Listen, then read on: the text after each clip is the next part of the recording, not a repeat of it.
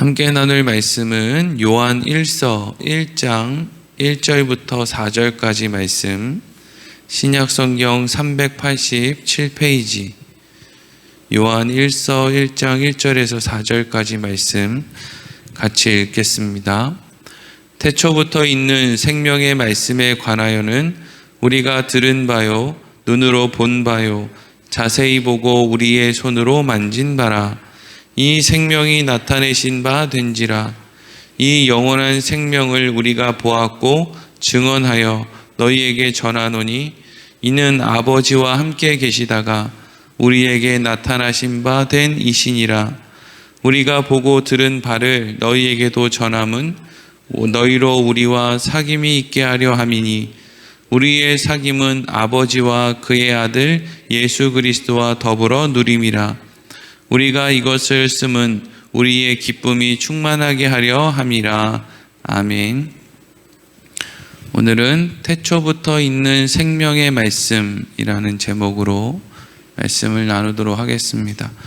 오늘부터는 유다서 말씀이 끝나고 요한 1서의 말씀을 함께 나누도록 하겠습니다. 사도 요한이 이제 요한복음도 쓰고 그리고 요한계시록도 썼는데 그 사이에 요한 1서, 2서, 3서에 이제 서신을 기록하게 됩니다. 이 사도 요한이 어떠한 목적을 가지고 이 글을 썼는지 우리가 시간 한번 생각해 보도록 하겠습니다. 먼저 오늘 1절 말씀을 다시 한번 읽겠습니다. 1절, 태초부터 있는 생명의 말씀에 관하여는 우리가 들은 바요, 눈으로 본 바요, 자세히 보고 우리의 손으로 만진 바라. 아멘. 1절 말씀이 태초부터 있는 생명의 말씀이라는 말로 시작하고 있습니다. 우리가 하나님을 온전히 이해할 수 없는 것은 우리는 태초라고 하는 말로부터 인간의 역사, 세상의 역사를 생각하는데 하나님은 태초라는 개념이 없는 분이기 때문에 그렇습니다. 그러니까 우리가 하나님을 하나님은 이런 분이야, 하나님은 저런 분이야 라고 이야기할 수 없는 것 가운데 하나는 우리는 시간의 개념을 떠나서 어떤 것을 생각하는 것이 불가능하기 때문이죠. 우리는 늘 시간 속에서 살아왔기 때문입니다. 우리가 하나님은 태초부터 계셨어 라고 이야기할 때 하나님은 사실 처음이 없는 분이거든요. 하나님은 원래 계셨던 분이에요. 그런데 그 분을 우리에게 설명하기 위해서 하나님은 태초부터 있는 분이다. 그리고 태초부터 생명의 말씀이 있었다라는 말로 오늘 말씀이 시작되고 있습니다. 여기에서 이야기하는 생명의 말씀은 사실 우리가 먼저 알고 시작하면 예수 그리스도를 이야기하는 거죠. 이 땅에 하나님의 말씀이 육신이 되어서 이 땅에 오신 분이 바로 예수 그리스도입니다. 그래서 1절 말씀이 이렇게 이어지죠. 태초부터 있는 생명의 말씀, 즉 태초부터 하나님과 예수 그리스도가 함께 있었는데 그것에 대해서는 우리가 들은 바요. 이것은 이미 성경에서 우리에게 기록해 놓은 그런 바요. 또 사도 요한이니까 예수님을 눈으로 본 바요. 또 자세히 보고 우리의 손으로 만진 바라. 이게 이제 요한 1서의 시작입니다. 처음 하나님이 계셨을 때, 그러니까 시간을 떠나서 원래 하나님이 계셨을 때 그때부터 예수님이 함께 계셨는데 이 예수님은 하나님이 어떤 분이신지를 우리에게 보여주는 그러한 우리에게는 아주 귀한 하나님을 알 수 있게 해주는 통로와 같은 역할을 하고 있다. 우리는 예수님을 보면 하나님이 어떤 분인지를 알 수 있다. 이렇게 이제 이야기를 하는 것이죠. 그러면서 그 예수님을 나는 눈으로 보았고 또 손으로 만졌다. 그리고 자세히 보기도 했다. 이런 말로 이제 요한 1서의 말씀이 시작되고 있어요. 그러니까 우리는 이렇게 시작하고 있는 요한 1서에 무슨 인사말도 없고 나는 예수님의 사도인데 이런 말이 일체 없고 바로 요한 1서가 시작하는 그 시작 부분에서 나는 바로 그 예수님을 처음부터 있었던 그 예수님을 나는 구약 성경을 통해서 들었었는데 그것을 나는 직접 눈으로 보기도 했고 자세히 보고 손으로 만져보기까지 했다라고 하는 말로 지금 사도 요한이 이 글을 쓰고 있는 것을 보았을 때 우리는 무엇을 알 수 있습니까? 어떤 사람들은 예수님이 진짜 있었던 분이 아니라고 이야기하는 사람이 있구나. 어떤 사람들은 그냥 예수님을 환상 속에, 우리가 무슨 옛날에 단군 신화에서 당군이 어떻게 태어나요? 환웅이 그 곰이랑 이렇게 혼인해가지고 당군을 낳잖아요. 그런 것처럼 예수님을 무슨 전설 속에 나오는, 사람들이 만들어낸 이야기 속에 나오는 것처럼 그렇게 이야기하는 사람들이 있었구나. 그래서 사도 요한이 요한 1서를 쓰면서 아니야, 나는 예수님을 눈으로도 봤고 자세히 보기도 했고 또 손으로 만져보기도 했어 라고 하는 말로 요한 1서를 시작하고 있는 것을 알 수 있는 것이죠. 우리가 신앙생활을 할 때 막연한 것 가운데 하나는 하나님이 내 기도 듣고 있나? 하나님이 나한테 관심이 있나? 그냥 하나님은, 나는 저쪽에서 혼자 살아가고 있으면 하나님은 그냥 저기 천국에서 우리를 가끔씩 이렇게 내려다나 보시는 거 아닌가? 그렇게 아주 막연하게, 왜? 눈에 안 보이니까요. 그렇게 막연하게 생각할 수가 있는데 사실 요한 1서, 2서, 3서를 통해서 우리에게 요한이 하고 싶은 이야기는 아니야, 눈에 보이지 않아도 바로 그 하나님이, 예수 그리스도를 통해서 하나님이 어떤 분이신지를 알려주신 그 하나님이 우리의 일상 가운데 늘 함께하고 계시는 거야 라는 것을 이야기하고 싶은 것이죠. 그러면서 2절 말씀 또 읽겠습니다. 2절 시작. 이 생명이 나타내신 바 된지라 이 영원한 생명을 우리가 보았고 증언하여 너희에게 전하노니 이는 아버지와 함께 계시다가 우리에게 나타내신 바 된 이신이라. 아멘. 성경은, 특히 사도 요한은 예수님을 생명이라고 이야기하고 있어요. 예수님이 말씀인데 예수님이 하나님의 말씀을 우리에게 보여주는 분인데 그 말씀이신 예수님이 바로 생명이다 라고 이야기하고 있죠. 왜 예수님이 생명이냐 하면 예수님과 함께하지 못하는 인생은 모두 죽음이기 때문에 그래요. 예수님과 함께하는 사람만이 생명이에요. 하나님과 함께 계셨던 예수님, 생명이신 예수님이, 그러니까 예수님이 이 땅에 오시기 전에 이 땅에 있는 사람들은 그저 죽음밖에는 결론이 없었는데 하나님이 하나님과 함께 있는 그 생명의 말씀이신 예수님을 이 땅에 보내주심으로 이 땅에 생명의 역사가 시작되었다 하는 것이죠. 중요한 것은 이 땅에 죽음을 목전에 두고 살아가는 모든 사람들은 한 번도 하나님에게 우리에게 메시아를 보내주세요, 우리에게 하나님의 아들을 보내주세요, 그래서 십자가에서 우리를 대신해서 죽여주세요, 그래서 우리에게 생명을 주세요 라고 하는 요구를 한 번도 하나님에게 한 일이 없다는 것이죠. 이 땅에 오늘날 기독교인들 가운데, 예수를 믿는 사람들 가운데 본인들이 뭔가를 깨달아서 그래서 내 힘으로는 안 되고 내가 예수를 믿어야 되는구나 라는 것을 내 힘으로 깨달을 수 있는 사람은 아무도 없다라는 거예요. 오직 성령 하나님께서 우리 안에 너희에게는 예수가 필요해, 그래야 너희에게 생명이 있을 수 있는 거야 라는 걸 가르쳐 준 사람만이 예수를 믿게 되고 생명을 얻게 된다라는 것이죠. 그러니까 우리는 그러한 하나님과 함께 계셨던 육신으로, 말씀이 육신이 되어 이 땅에 오신 예수님의 모습을 통해서 우리는 무엇을 확인할 수 있느냐 하면 하나님이 얼마나 좋으신 분인지를 알 수 있는 거죠. 물론 하나님이 모든 사람들에게 좋은 분이 아니에요. 왜냐하면 예수님의 죽으심으로 모든 사람들이 다 살아나는 게 아니기 때문에 그래요. 어떤 사람들은 예수님이 이 땅에 오셔서 모든 인류의 죄악을 사해 주셨다라고 이야기를 하는데 그렇지 않습니다. 예수 믿지 않고 죽는 사람이 훨씬 더 많습니다. 그러니까 예수님이 십자가의 죽으심으로 모든 사람의 죄를 사한 게 아니라 하나님이 정하신 사람, 택하신 사람들의 죄를 해결하고 죽으신 거예요. 그리고 나서 그 하나님의 은혜로 예수 그리스도를 통해서 죄의 문제가 해결된 사람들이 성령을 통해서 이것이 하나님의 은혜로구나 라는 것을 알 수 있게 되는 것이죠. 그래서 로마서 5장 8절에 보면 이렇게 돼 있습니다. 우리가 아직 죄인 되었을 때에 그리스도께서 우리를 위하여 죽으심으로 하나님께서 우리에 대한 자기의 사랑을 확증하셨느니라. 아멘. 우리는 하나님에게 구원에 대해서 한 번도 이야기한 적이 없는데 하나님이 아들 예수를 우리에게 보내주셔서 우리를 구원의 길로 인도해 주셨다 하는 거죠.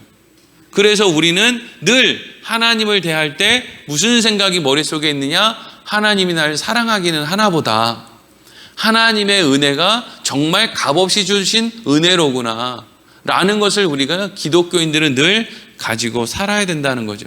그러니까 이러한 생각을 분명하게 붙들고 있으면 어떤 생각이 우리에게 찾아오지 않느냐? 하나님, 나 이거 했는데 이제 뭐 해주실 거예요? 나 교회 나왔는데 뭐 해주실 거예요? 나 전도했는데 뭐 해주실 거예요? 나 기도 좀 열심히 했는데 뭐 해주실 거예요? 라고 하는 생각들은 이제 떨쳐낼 수 있어야 된다는 거예요. 그리고 또 반대적으로 하나님, 나 이번 주에 교회 빠졌는데 나 혼내시는 거 아니죠? 나 요즘에 기도가 좀 뜸한데 혼내시는 거 아니죠? 나 전도 한 명도 못했는데 나 혼내시는 거 아니죠? 라고 하는 식의 생각은 떨쳐낼 수 있다는 거예요. 왜? 하나님은 우리가 스스로가 죄인인지도 모르는 상태에서 우리를 위해서 예수님을 보내주신 분이시기 때문이다. 이라는 거죠. 그래서 우리는 이 땅에 오신 예수님을 통해서 생명을 얻게 되었지만 예수님께서 우리에게 생명을 가져다 주는 그 모습을 통해서 또 한 가지 하나님이 어떤 분이신지를 알게 된다라는 것을 성경이 기록하고 있는 거예요. 그리고 오늘 3절과 4절 말씀 보겠습니다. 시작. 우리가 보고 들은 바를 너희에게도 전함은 너희로 우리와 사귐이 있게 하려 함이니 우리의 사귐은 아버지와 그의 아들 예수 그리스도와 더불어 누림이라. 우리가 이것을 쓰면 우리의 기쁨이 충만하게 하려 함이라. 아멘.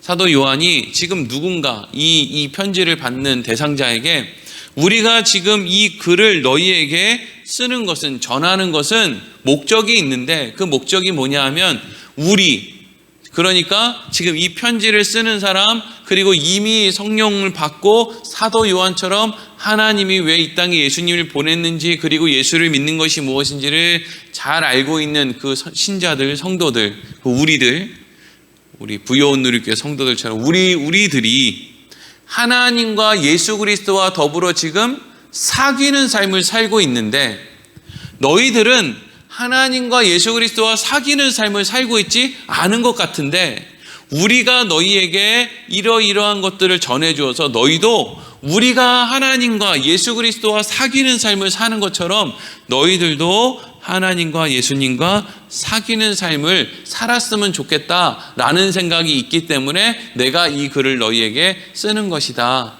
그리고 내가 하나님과 예수 그리스도와 사귀는 삶을 너희들이 살 수 있다면 나는 그것으로 인해서 너무 기쁠 것 같다라고 하는 이야기를 지금 하고 있는 거예요. 요한일서가 지금 1절부터 4절까지 이야기를 했는데도 아유, 쟤 무슨 얘기하는 거야 라고 생각하는 사람도 있을 거예요. 이 말씀을 온라인으로 듣는 사람들 중에서도요. 그런데 지금 이 어렵게 느껴지지만 사실은 이게 어려운 말씀이 아닌 것은 우리가 이걸 해야 되겠다라고 해서 뭔가를 하는 게 아니라 이러한 일들을 우리가 알게 모르게 하나님께서 우리 안에 예수님을 통해서 하고 있기 때문에 그런 거예요. 예수님이 십자가에서 죽으시기 전에 겟세마네 동산에서 하나님 앞에 기도할 때 하나님에게 이런 기도를 해요. 그런데 예수님이 하신 그 기도가 사도 요한이 지금 초대교회 교인들에게 지금 어떤 부분에 대해서 권면하고 있는 내용과 아주 흡사한 내용이에요. 들어보세요.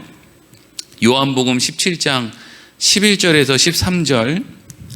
나는 세상에 더 있지 아니하오나 그들은 세상에 있사옵고 나는 아버지께로 가옵나니 거룩하신 아버지여 내게 주신 아버지의 이름으로 그들을 보존하사 우리와 같이 그들도 하나가 되게 하옵소서. 그러니까 예수님이 마지막으로 하나님 앞에 기도했던 기도 가운데 하나는 뭐냐면 하나님과 제가 하나로 사귀는 삶을 사는 것처럼 지금 하나님을 알지 못하고 예수 그리스도를 알지 못하는 저 사람들도 결국에는 하나님과 예수 그리스도와 하나 되어서 사귀는 그러한 모습이 되게 해주세요 라고 지금 기록하고 있는 것이죠. 예수님이 그걸 지금 하나님에게 구하고 있는 거예요. 그리고 12절부터는 내가 그들과 함께 있을 때에 내게 주신 아버지의 이름으로 그들을 보존하고 지키었나이다. 그 중에 하나도 멸망하지 않고 다만 멸망의 자식뿐이오니 이는 성경을 응하게 함이니이다. 예수님께서 뭐라고 말씀해요? 모든 사람이 나와 함께 있지 않았고 어떤 사람들을 나를 저주하고 핍박하고 나를 죽이려고 하는 자리에 몰아넣는 사람들도 있었는데 이런 사람들은 멸망의 자식들이라는 거예요. 애초에 하나님의 택함을 받지 못한 사람들이라는 거죠. 근데 하나님의 택함을 받은 사람들이 있는데 이 사람들은 바라옵기는 이 사람들이 내가 하나님과 하나 된 것처럼 지금 이 사람들도 이 사람들의 삶을 통해서 결국에는 하나님과 사귀는 하나님과 하나 되는 삶이 되었으면 좋겠습니다. 하나님의 택한 사람들이 모두 하나님과 하나가 되었으면 좋겠습니다. 그게 나의 기쁨입니다. 지금 예수님이 그렇게 이야기하신 거거든요.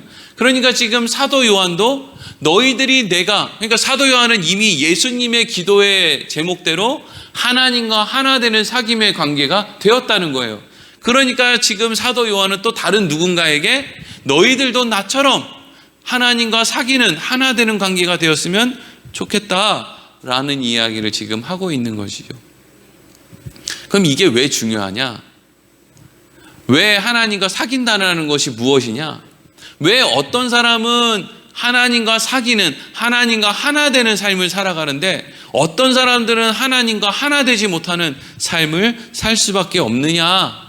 이것에 대해서 오늘 잠깐 이야기하고 마치도록 하겠습니다. 사도 요한이 초대교회에 본인과 같이 신앙생활을 했던, 본인과 같이 사도의 역할, 제자의 역할을 했던 사람들보다 사도 요한은 사실 그렇게 드러내놓고 한 일이 없습니다. 다른 사도들이 다 죽고 난 이후에 사도 요한의 모습이 이제 등장하고 나이 많이 먹고 난 다음에 이제 뭐 반모섬으로 가고 그 다음에 요한계시록 쓰고 이제 이러면서 드러난 것이지, 사실 사도 요한의 일상이라는 것은 예수님께서 부활하신 이후에 승천하신 이후에 사도 요한의 삶은 그냥 미비했어요. 별로 한 일이 없다고요. 그럼 왜 사도 요한은 별로 한 일이 없었느냐? 예수님이 십자가에서 죽으실 때 마리아를 앞에다 두시고 또 옆에 있는 사도 요한에게 요한아, 옆에 있는 여인이 이제부터는 네 어머니다 라고 예수님께서 말씀을 하셨고, 마리아가 꽤 오랫동안 생존해 있었기 때문에 사도 요한은 그저 다른 자기 동료 사도들이 순교하고 복음 전하고 뭐 그렇게 사람들에게 와, 저 사람 정말 믿음 생활 잘한다, 저 사람 정말 대단한 사람이다 라고 하는 이야기를 들을 때 사도 요한은 뭘 하고 있었느냐면 마리아 밥 해주고 있었단 말이에요. 마리아 밥 해주고 돈 벌어다가 또 추울 때 땔감 사다 주고 이런 역할을 하는 거예요. 그러니까 다른 사람들이 보았을 때는 야, 베드로는 너무나 훌륭해, 야, 도마 무슨 야고보 이런 사람들 너무 훌륭해, 어쩌면 저렇게 대단한 믿음의 삶을 살 수 있지? 라고 이야기를 들을 때 사도 요한은 밥 짓고 물 깃고 옷 기어주고 땔감 사다 주고 마리아와 함께 그러고 있었단 말이죠. 그러니까 사도 요한은 너무 그냥 평범한 일상을 그냥 살아간 거예요. 땅끝까지 복음 전하고 예루살렘에서 어떻게 무슨 성령의 불이 떨어지는데 베드로처럼 설교하니까 몇천 명이 막 세례받고 이런 역할 가운데 사도 요한이 있지 않습니다. 그런데 그러한 아주 평범한 일상을 사는 사도 요한이 날마다 하는 이야기가 뭐냐면 그 요한복음도 마찬가지고 요한계시록도 그리고 요한 1, 2, 3서에서 하는 이야기가 뭐냐면 그러한 삶 가운데서도 자신이 얼마든지 하나님과 사귈 수 있었다라는 거죠. 사귈 수 있었다. 그러한 삶 가운데 나는 얼마든지 하나님을 알 수 있었다. 예수님이 하신 일들의 이유가 무엇인지를 나는 얼마든지 알 수 있었다라는 거예요. 사실 베드로나 무슨 그 시대에 대단하다고 하는 그런 믿음의 사람들이 쓴 글들은 사실 별로 없어요. 신약 성경의 대부분은 바울이 썼고, 신약 성경 가운데 아주 영적으로 의미가 있고 가치가 있고 어떻게 이런 걸 알았을까? 어떻게 예수님이 겟세마네 동산에서 기도하는 걸 제자들 다 자고 있었는데 어떻게 사도 요한은 그걸 알고 요한복음에 그걸 기록해 놓았을까? 라고 하는 대목의 글은 전부 누가 쓰느냐 하면 그저 평범한 일상을 살았던 요한이 다 쓰는 거예요. 요한계시록도 마찬가지고. 그러면서 사도 요한이 계속 그러는 거예요. 사람들에게 대단한 일을 하는 것이, 무슨 소위 영적인 능력을 가지고 어마어마한 일을 하는 것이 하나님을 알게 하는 것이 아니라 우리에게 허락된, 하나님이 우리에게 허락된 그러한 삶이 우리에게 하나님과의 사귐을 만들어내는 것이고, 그러한 사귐을 통해서 우리는 얼마든지 하나님을 알 수 있다는 거죠. 분주하게 하나님의 영광을 위해 살겠다고 막 전 세계로 뛰어다닌다, 그래서 나는 하나님을 안다, 이럴 때 마치 바울처럼 전 세계로 돌아다니면서 복음을 전할 때 물론 그 과정에서 하나님을 알게 되는 경우도 있지만, 사도 요한처럼 평범한 일상을 살면서도 얼마든지 하나님을 알 수가 있다 하는 것을 이야기하고 있는 거죠. 우리가 신앙생활을 하다 보면 신앙생활 저 사람처럼 해야 되는데 라는 생각을 가끔씩 할 때가 있어요. 그런데 신앙생활은 저 사람처럼 해야 되는데 라는 게 없는 거예요. 왜냐하면 그 사람의 환경과 나의 환경은 달라요.